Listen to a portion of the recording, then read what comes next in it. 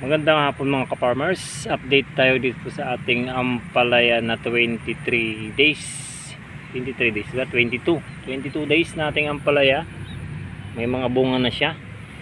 Ang problema lang ay panay ang ulan, ano? Ayan, baha pa nga hanggang dito ngayon. Malalakas yung ulan. Stress itong ating ampalaya. Ito na yung itsura after natin fertilizer 2 days na mula nung tayo nakapagpakain dito sa ating ampalaya, ano. Ito yung, ang variety nito ay mestiza. Hanggang ngayon ay lubog. Kahit pa paano natuyo-tuyo na ng konti kasi yung ulan ay huminto naman, pabugso-bugso lang yung pag-ulan dito sa amin, pero yung hangin ay malalakas. No? Yan itsura. Tapos yung string beans natin ay paakyat na. Update lang tayo dito sa ating ampalaya na lubog sa baha pa rin, oh. Ayan. Hindi tinantanan ng ulan. Ilang days nang umuulan, guys, eh. Bali 3 days nang dire-diretso yung pagulan. Hindi natin maiangat yung mga talbos sa ibaba. Ayan, update lang tayo sa ating ampalaya. Nabugbog sa ulan, ano. Bali ito na yung itsura. Nasa taas na yung iba. Mistisa natin na talaga namang matinding pinagdadaanan. Ay naalala natin baka hindi mag-survive pag hindi huminto yung pag-ulan, ano. Tapos may kasunod na namang bagyo. Ayan yung mga talbos sa ibaba.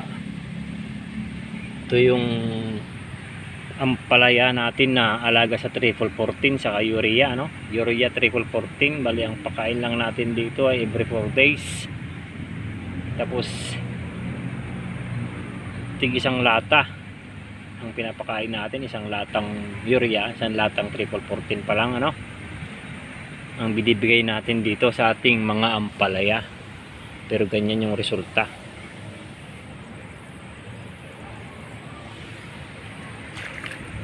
...22 days nating ampalaya. Update lang tayo habang walang ulan. Sinamantala natin makapag-update tayo dito sa ating mga ampalaya na ganito na itsura. May pa isa-isa ng bunga, guys. Flowering stage na kasi yung ganitong edad. Ito yung ampalaya na tumanda sa seedling tray. Ito yung na-pruning. Dumami yung sanga hanggang ibaba, kumapal. May mga namatay tayo talaga naman, ano, kasi nga yung lupa natin ay nilulubog. Ayan, tubig-tubig pa rin hanggang ngayon. Ayan, may mga bunga na, maliliit na bunga, hindi pa ma-appreciate yung itsura, no? Pero okay na. Ayan, oh, naglalabasan na kahit na yung ulan ay napakatitindi, saka yung hangin, no? Itsura ng ating ampalaya.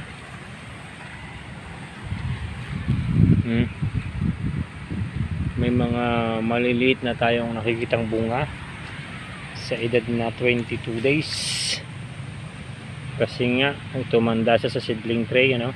Ayan.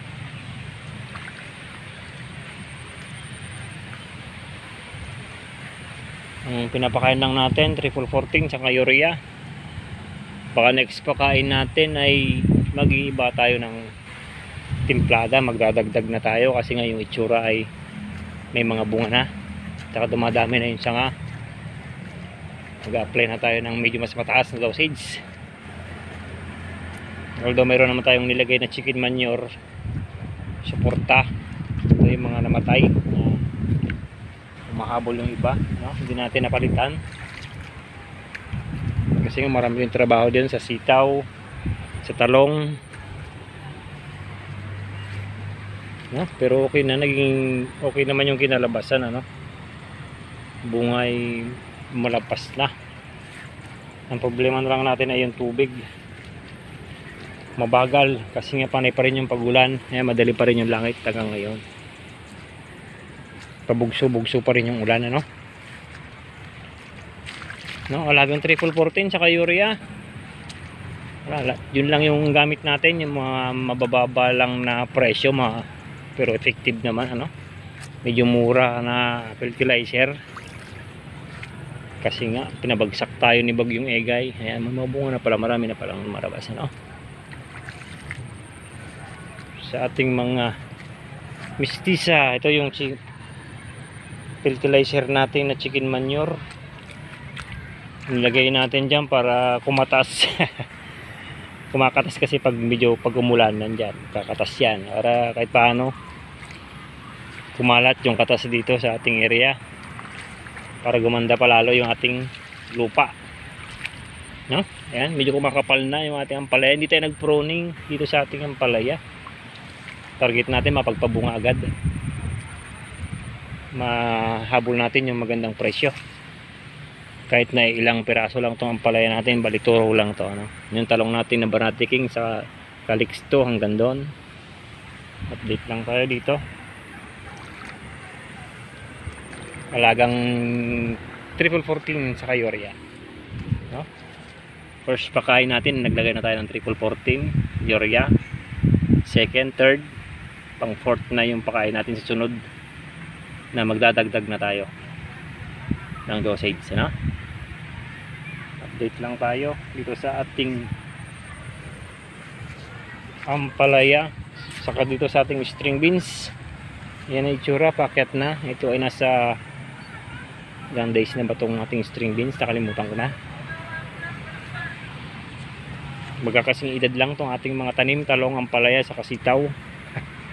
Kasi nga halos naubos yung tanim natin dito, gawa nung dumaan si Bagyong Egay saka si Falcon, tapos ngayon naman ay si Guring ba yun, tapos papasok pa si Hana, nalo ko na. No? Baka doon lang guys, thank you. Update lang natin dito sa ating mga tanim na bugbog sa ulan at malalakas na hangin. Thank you.